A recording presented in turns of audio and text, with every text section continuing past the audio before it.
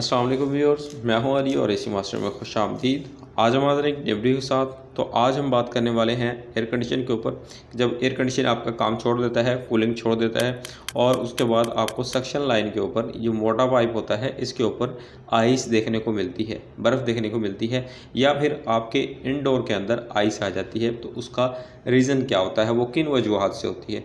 तो यहाँ पे आप देख सकते हैं कि बारीक जो लाइन है डिस्चार्ज की, उस पर आइस नहीं है, मोटी लाइन सक्शन की है, उस पर आइस है। तो 7 रीज़न हैं जिनकी वजह से सक्शन लाइन पे आइस आती है। तो चलो उनको जान लेते हैं। तो वीडियो शुरू करते हैं। तो वीडियो शुरू करने से पहले आपसे रिक्वेस्ट है कि हमारे चैनल को सब्सक्राइब कर दें और बेल आइकन को प्रेस कर दें ताकि मज़ीद ऐसे आने वाली वीडियोज़ आप तक पहुँच सके।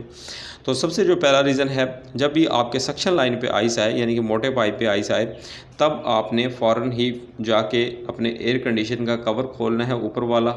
तो उसके नीचे जो एयर के लिए फ़िल्टर लगाए गए होते हैं, जिन्हें डस्ट फ़िल्टर कहते हैं, उनको आपने देखना है। अगर वो डस्टी हैं तो पहला रीज़न है कि आपके उसकी वजह से आपके एयर कंडीशन के ऊपर, सक्शन लाइन के ऊपर आइस आ रही है, क्योंकि जो टेम्परेचर है रेफ्रिजरेंट का वो प्रॉपर जो है वो बदल नहीं रहा, कन्वर्ट नहीं हो रहा आपके रूम के टेम्परेचर के हिसाब से, जो है वो एयर उसके अंदर से पास नहीं हो रही और इवेपोरेटर फ्रीज़ होने लग गया है। ये आप देख सकते हैं, ये मुकम्मल इवेपोरेटर जो है वो ऊपर फ्रीज़ हो चुका है।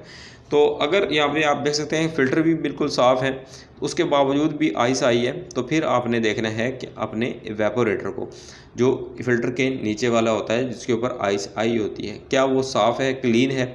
अगर वो क्लीन नहीं है तो उसकी वजह से भी ये जो है आइस जम जाती है, क्योंकि हवा प्रॉपर उसके अंदर से गुजरती नहीं है और वो आहिस्ता आहिस्ता उसके अंदर जो वाटर बन रहा होता है, पानी बन रहा होता है, जो आपके कमरे की नमी उसके ऊपर रख के फ्रीज़ हुई होती है, वो आहिस्ता आहिस्ता स्ट्रॉन्ग होने लगती है, हार्ड होने लगती है और करते करते आपका पूरा इवेपोरेटर बंद हो जाता है। उसके बाद जो तीसरा रीज़न है वो है, आपका इवेपोरेटर भी अगर साफ़ है, डस्ट फिल्टर भी साफ़ है, तो आपका जो ब्लोअर है हवा वाला, इसके जो एयर कंडीशन के अंदर लगा होता है, वो डस्टी हो चुका है या वो चल नहीं रहा।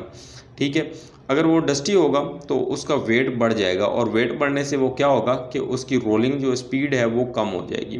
तो कम होने से वो प्रॉपर एयर को सक नहीं करेगा, जिसकी वजह से ये फॉल्ट आपको देखने को मिलता है कि आपका जो है इवेपोरेटर पे आइस जम जाती है। उसके बाद अगर वो भी क्लीन है तो फिर उसकी स्पीड जो है वो कम हो चुकी है। तो स्पीड कम होने का एक ही रीज़न है कि उसका कैपेसिटर वीक हो चुका है या फिर मोटर फॉल्ट कर गई है।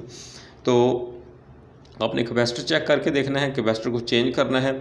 अगर कैपेसिटर चेंज होने के बाद भी अगर वो स्पीड नहीं पकड़ रहा, तो आपने उसकी लुब्रिकेशन चेक करनी है कि उसके जो है ब्लोअर की लुब्रिकेट जो हुआ हुआ है, उसको ऑयल वगैरह लगा हुआ है साइडों पे, वो रोलिंग कर रहा है, फंस तो नहीं रहा, या जिसको उसको रोल करने में दिक्कत तो नहीं हो रही, मुश्किल तो नहीं हो रही।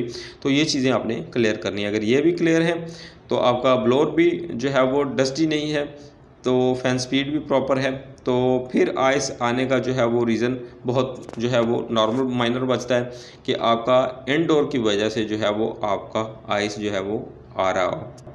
तो यहाँ पे आपने एक और चीज़ चेक करनी है, कहीं आपका जो है वो सक्शन लाइन का पाइप जो है वो बेंड तो नहीं है। अगर पाइप सक्शन लाइन का बेंड है तो उसकी वजह से भी रेफ्रिजरेंट ज़्यादा देर स्टे कर रही है आपके इंडोर के अंदर, जिसकी वजह से जो है वो आपके एयर कंडीशन के अंदर ज़्यादा स्टे करने की वजह से डिस्चार्ज आ रही है और सक्शन जो है वो आउटपुट लो हो रही है। उसकी वजह से भी आपके एयर कंडीशन के अंदर जो है वो ये फॉल्ट आपको देखने को मिल सकता है। अगर ये सारी चीज़ें आपने चेक कर ली हैं और कहीं आपको कोई फॉल्ट नहीं मिला, तब आपने एक गेज लेनी है, गेज में डिफ़ॉल्ट, और आपने अपने एयर कंडीशन का प्रेशर चेक करना है, रेफ्रिजरेंट का प्रेशर चेक करना है, कहीं वो ओवर चार्ज तो नहीं है। अगर ओवर चार्ज होगी तब भी आपके जो है वो सक्शन लाइन के ऊपर आइस आएगी और इवेपोरेटर के ऊपर आइस जमना शुरू कर देगी। तो यहाँ पे आपने एक बात हमेशा याद रखनी है कि कभी भी किसी भी एयर कंडीशन का जब तक उसके ऊपर आइस जमी हो या उसके ऊपर फ्रीजिंग आई हो या फ्रॉस्टिंग आई हो, तब तक आपने गैस का प्रेशर चेक नहीं करना जब तक वो प्रॉपर मेल्ट ना हो जाए। उसके भी 15-20 मिनट के बाद आपने उसका जो है वो प्रेशर चेक करना है, तब आपको एक्यूरेट प्रेशर मिलेगा, क्योंकि ये रेफ्रिजरेंट सिकुड़ जाती है, ठीक है, आपस में जो है वो क्लोज़ हो जाती है इसकी बॉन्डिंग, जिसकी वजह से प्रेशर हमारा पूरा नहीं शो होता जब तक इसके ऊपर आइस होती है। तो जब भी आइस मेल्ट हो प्रॉपर, उसके भी 10-15 मिनट बाद आपने इसका प्रेशर जो है वो चेक करना है, तब आपको एक्यूरेट प्रेशर मिल जाएगा कि आपके रेफ्रिजरेंट का जो है वो प्रेशर पूरा है। तो ये सारे रीज़न क्लियर करने के बाद आखिरी रीज़न बचता है आपका सेंसर, टेम्परेचर सेंसर।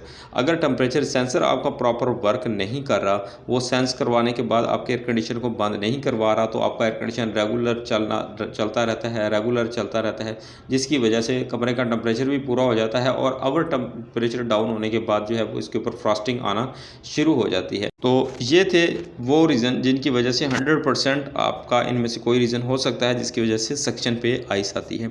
अगर आपके डिस्चार्ज पे आइस है और सक्शन पे आइस नहीं है, तो डिस्चार्ज पे आइस आने का मतलब ये होता है कि आपका रेफ्रिजरेंट का प्रेशर कम है और पहले ही आपका रेफ्रिजरेंट बॉयल हो जाता है, जिसकी वजह से वो जल्दी ही जब जो है वो फ्रॉस्टिंग करना शुरू कर देती है। तो इसके लिए आपको करना क्या है कि गेज लगानी है और आपका जो है वो एयर कंडीशन का गैस प्रेशर को पूरा कर देना है, जिससे क्या होगा कि डिस्चार्ज लाइन पे जो आइसिंग है वो मेल्ट हो जाएगी और जो है वो आपका एयर कंडीशन प्रॉपर काम करने लगेगा। तो उम्मीद करता हूँ कि आपको वीडियो पसंद आई होगी। हमारे चैनल को सब्सक्राइब कीजिएगा और बेल आइकन को प्रेस कीजिएगा। मज़ीद अगर आपको कोई क्वेश्चन हो तो वो आप कमेंट बॉक्स में पूछ सकते हैं। तो मिलते हैं नेक्स्ट वीडियो में। दुआ में याद रखिएगा। अल्लाह हाफिज़।